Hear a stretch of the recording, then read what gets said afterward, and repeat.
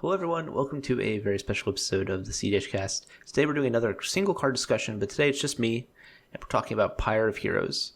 Pyre of Heroes is a new card spoiled from Kaldheim. It's very similar to Birthing Pod, and I'm going to read it real quick before we get started.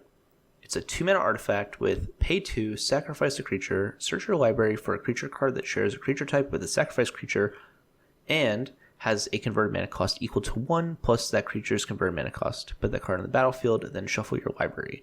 Activate this ability only anytime you can cast a sorcery. So this is a tribal card that is also a lot like Birthing Pod. Birthing Pod is famously a very powerful combo card that's used in decks like, your 4-color Blood Pod decks, but in Modern and other formats, it also sees quite a bit of play. It's actually banned in Modern, but it saw a lot of play in Modern before it was banned. So, notably about this card, 1 mana cheaper to cast, 1 mana more expensive to activate, but there's no life payments required. Sometimes you have to pay 6 mana for the first Blood Pod activation, but usually you're just paying 4, just like this one.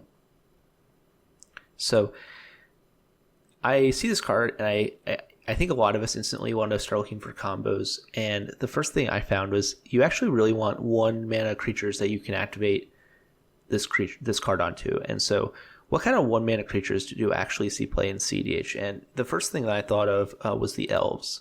And so everyone's playing a lot of dorks in their green decks, and notably there's an interesting thing here. Eldritch Mystic, Llanowar Elves, Fyndhorn Elves, Elves of Deep Shadow, they're all elves, but they're also druids, and so is Noble Hierarch. So I started thinking, what are some of those powerful druids in the format? What kind of cards do we care about that are druids? And so the next thing that I thought about was Tayum. Now Tayum is a Abs index, so you don't get your Noble Hierarch, but it is a deck that has a very powerful synergy with one of the druids in the format, and that is Devoted Druid. So Devoted Druid is a elf for 1 and a green that says tap, add green to your mana pool. You can put a -1/-1 counter on it to untap it. Now, this card's really powerful with Tayum because with Tayum you can remove the 3 counters, pay 3 mana, and do this effect that mills you and puts something on the battlefield from your graveyard.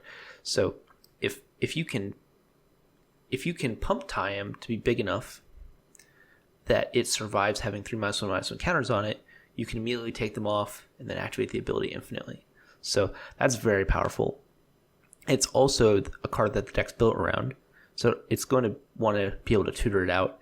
And at the same time, you're going to be playing a lot of druids in your deck, a lot of elves in your deck, and that's going to be very powerful with Devoted Druid. So this is the first thing that came to my mind when I'm thinking of the Pyre. And you can see with this card, you really want to be able to get something that's like worth the value, because you are paying 4 mana before you even get to activate it, and then you also don't want to sack some creature that's really hard to get into play, or some card that you only have 1 copy of in your deck.